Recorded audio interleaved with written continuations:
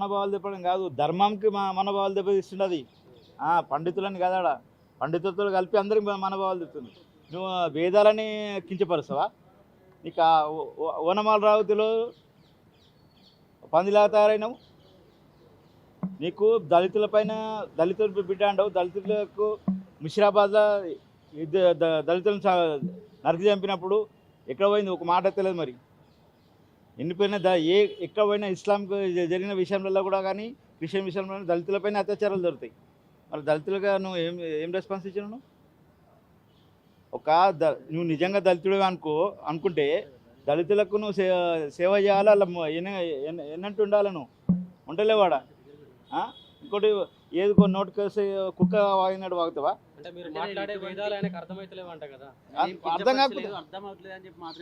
ఇప్పుడు అర్థం అవ్వడం లేదు. ఏముందల్లా నీకు ఇంగ్లీష్ రాదా, తెలుగు రాదా, ఏ లాంగ్వేజ్ రాదా అని చెప్పేసి వేదాలల్లో నీకు సంస్కృతం తెలియకపోతే తెలుగు మిక్సే ఎక్కువ సంస్కృతం ఉంటుంది. అందులో నీకు అర్థం కాకపోవడం ఏముందల్లా? మనము వేదాలలో ఏం చేస్తాము, భరతఖండే, భరత వర్షే ఇవన్నీ చెప్పుకుంటూ వస్తాము. చెప్పించినాక గోత్రాలు, గోత్రనామాలు వాళ్ళకి చెప్పి వాళ్ళ ఇంటి పేరు, మందులో ఇంటి పేరు మందులో ఉన్నది, మందులో పెట్టి పిలుస్తారు.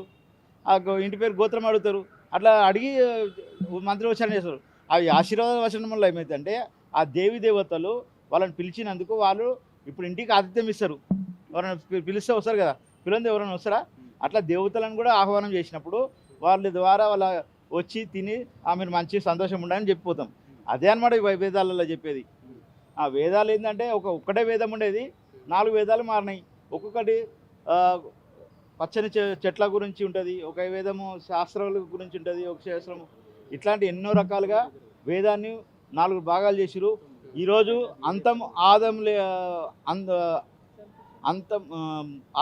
మొదలు అంతం లేనిది సనాతన ధర్మం, హైందవ ధర్మం.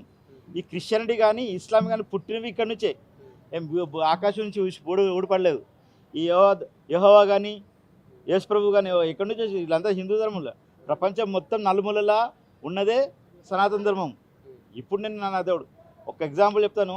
ఈ క్రిస్టియన్ ఇప్పుడు హిరణ్యకశిపుడు ఏం చేసిండు? హిరణ్యకశిప మతం పెట్టిండు. సాధు సంతులు ఎవరు కాకపోతే వాళ్ళని నరికి చంపుతుండే. ఆ విష్ణుమూర్తి భక్త ప్రహ్లాదుడు తండ్రి హిరణ్యకశిపుడు అన్నాడు, నీ స్వామి సమయంలో ఉన్నాడు అంటే ఉన్నాడు అంటాడు. ఇందు గలడు అందు గలడు సందేహంలో ఎందు వెలికి అందందు గలడు అంటాడు.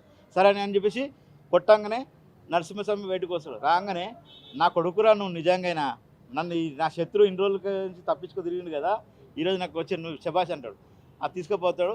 వాడు ఎట్లా సాగు కోరుకుండో ఆ సాపుకు భిన్నంగా నరసింహస్వామి చంపిండు. అంటే వేదాలు కానీ శాస్త్రాలు పురాణాలు ఉట్టినే రాలేదు. అందుకని ఏది ఎక్కడి నుంచి వచ్చిందని తెలుసుకోవాలి. తెలియకపోతే తెలియనట్టు ఉండాలి, తెలియకుండా తెలుసుకోవాలి. కానీ ఏదో వచ్చిందే వాగితే అంటే తంతరు కూడా పబ్లిక్. ఇప్పుడు క్షమాపణ చెప్పినప్పుడు నువ్వు క్షమాపణ నీ ఇష్టం వచ్చిన క్షమాపణ చెప్తావు, మాటలు అంటావు, క్షమాపణ చెప్తావా?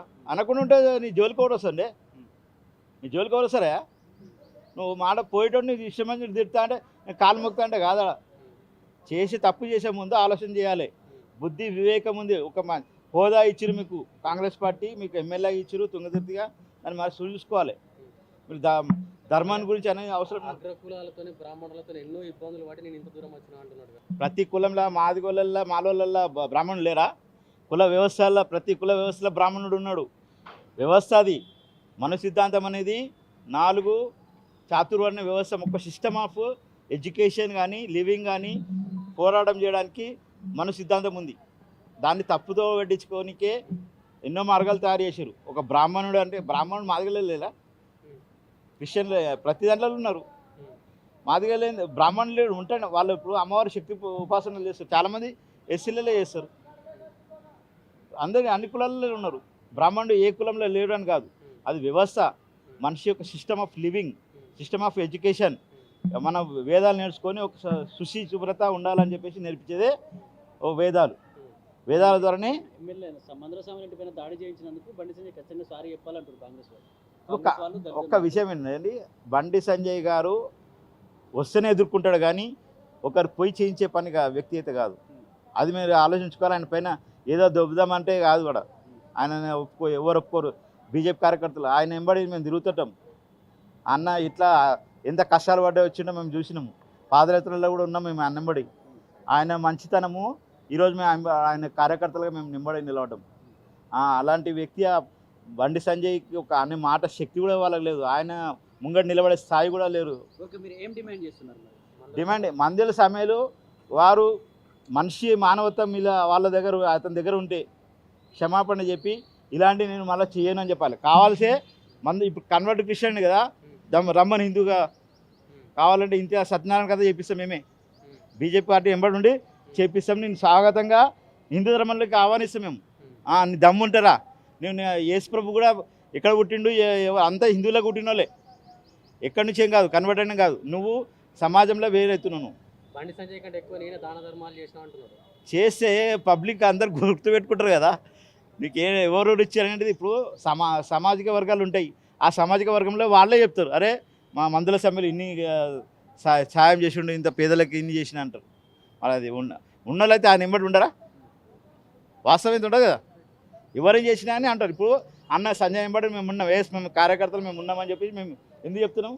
అన్న ఎంబడి తిరిగినాం కనుక ఆయన విషయాలు చూసినాం కనుక మేము చెప్తున్నాం. మరి అది వాస్తవం.